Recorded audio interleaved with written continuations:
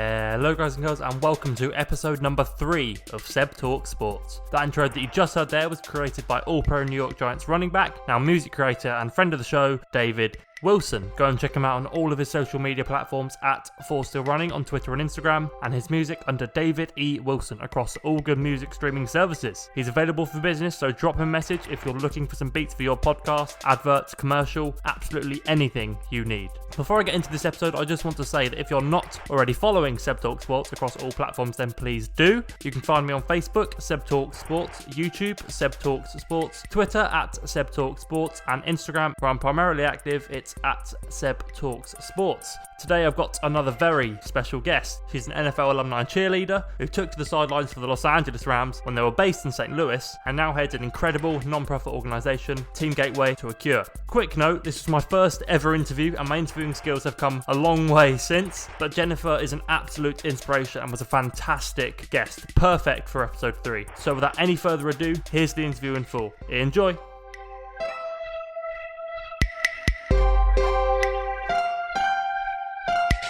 My guest today is an NFL alumni cheerleader who went from entertaining football fans on the field to later inspiring them off it, founding non-profit organisation Team Gateway to a Cure, which helps people with Parkinson's in addition to raising funds to help support fight the disease. It's a pleasure to welcome Jennifer Cobb to SebTalkSports. Jennifer, how are you doing? I'm well, thank you. Thanks so much for having me. How are you doing? I'm very good, thanks. Thank you very much for coming on. So you spent 3 years as a cheerleader for the St. Louis Rams. What made you want to become an NFL cheerleader? How did you end up hearing about and eventually becoming one? Yeah, so I started cheering in junior high for junior high basketball, and then continued on into high school, my senior year of high school. And then after graduation from high school, I went to college at Carbondale, Southern Illinois University in Carbondale. And after graduating, I landed a job in St. Louis, Missouri, as a dietitian at a children's hospital. And I was actually driving down the road, listening to my radio after work one day, and heard that the Rams were moving to St. Louis from LA, and they were hosting open auditions. And so I thought, I have some cheerleading experience, which, as you know, cheerleading in high school and college are a lot of stunting and gymnastic, acrobatic moves, not really much of dancing. Yeah. So I thought, I probably wouldn't make the squad. I'm not very strong at professional dancing, which I don't know if you're aware of this, but the owner of the Rams at the time, Mrs. Frontieri, was actually a Vegas showgirl early in her years. And so she had an extensive history background of dancing. But I thought, I'm just going to go ahead and try it. It'll be fun, just the experience. And so when I showed up for open auditions, there were just hundreds of girls all over the place. And as you can only imagine, the talent was just amazing. I just thought, well, I'm just going to go for it and see what happens. Yeah. And have a good time doing it. So, yeah. And after the audition, I was chosen as one of the top 40 to represent the Rams. As fans, we only get to see the glitz and the glamour that cheerleaders bring to the sidelines each Sunday. But what does a week look like for an NFL cheerleader, both during the regular season and during the off-season? So a lot of you spectators, oftentimes you'll see us on the field, of course, our hair and makeup and, cheering and dancing and engaging you into the game as much as we can, bringing excitement and fun on the sidelines. But oftentimes you do not see what goes behind the scenes. And when we sign the contract to be a part of the team, just like the players, we have to fulfill a certain number of charity hours. And there's not only 30 hours, or actually 120 hours of charity service during the season that you have to fulfill.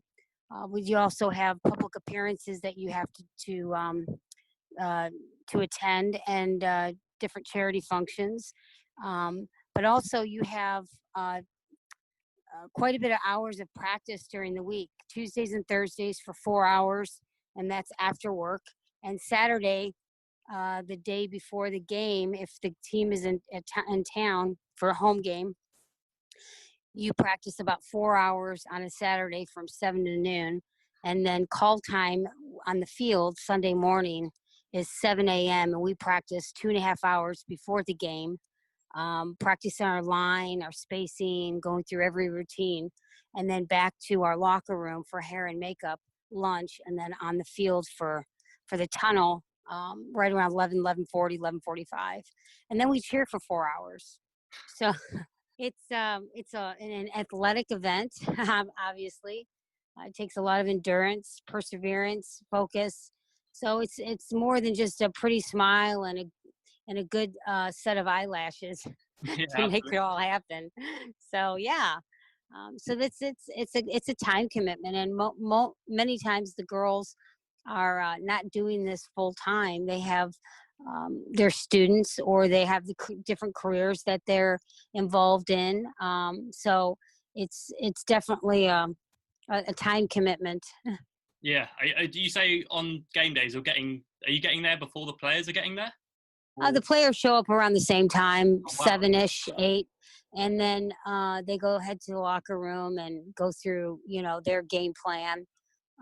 They do stretching and taping, and they're in their side of the locker room. We're on ours, and yeah, I mean, we're employees, so Hmm. we're there to do a job and represent the team, and make sure that we fulfill our commitment.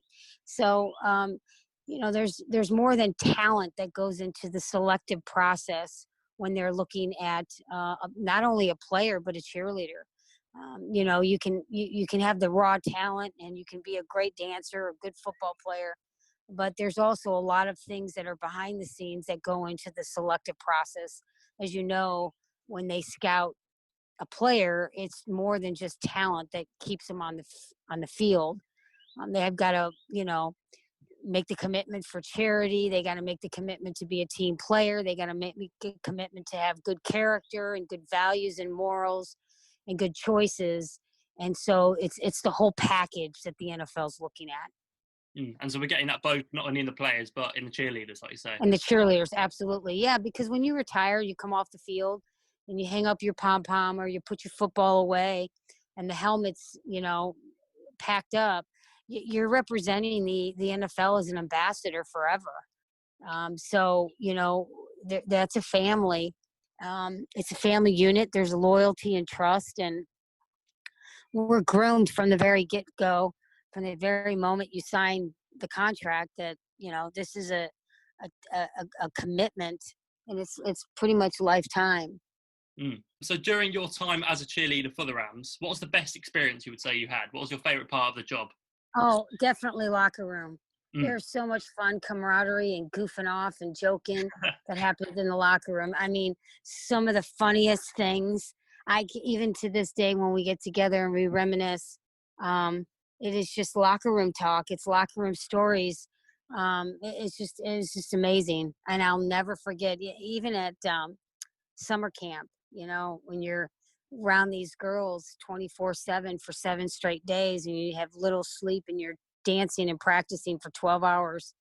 It's just a bonding experience I can't really explain. But yes, definitely the locker room time.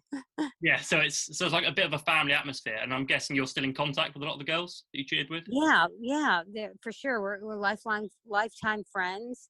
And if they're not here in St. Louis, and I travel, or I have an event or something I'm involved in through the foundation Team Gateway to a Cure, I'll reach out to many of the girls, and get together and reminisce about the days. And if they're not on the team with the Rams, even if they're an alumni NFL cheerleader, I'll reach out to them. So it's a great network of people. It's great to see that you guys are still staying in contact even after working together as cheerleaders. Yeah, and the NFL's been nothing but supportive with the launching of my foundation, Team Gateway to a Cure, as well as the girls. Anytime I reach out to a alumni cheerleader or a current cheerleader, everyone's always very supportive with my efforts. And hey, Jennifer, is there anything I can do to help? And they're the first ones to step up. And I guess that really speaks volumes of the type of person.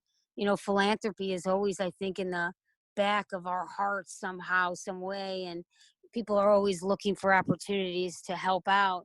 And this, given, my foundation, collaborating efforts with Michael J. Fox as well as the Muhammad Ali Parkinson Center, um, people are always looking to help, whether it's donations in memory of somebody that might be battling a disease of the brain, such as ALS, MS, stroke, uh, Alzheimer's, Parkinson's, but volunteering for any possible um, fundraiser or awareness, support, education.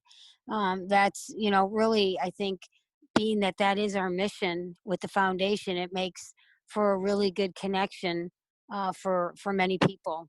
Like you say, the bond you grow together as cheerleaders, that translates into not only on the field, but in just general life after that. Yes, absolutely. Is there anything that might shock us fans that we don't ever get to see in the locker room? Oh, we're just always playing funny practical jokes on each other. And, it's just we're all just goofballs. I mean, the girls are, some of them could be a little serious, but some of them are just fun loving and playful. And it's great to get to know these girls, on and off the field. In 2016, you started the non-profit organisation Team Gateway to a Cure, which does excellent work helping people with Parkinson's and raising money to support that. What was your motivation behind finding the charity, and how did you go about starting it up?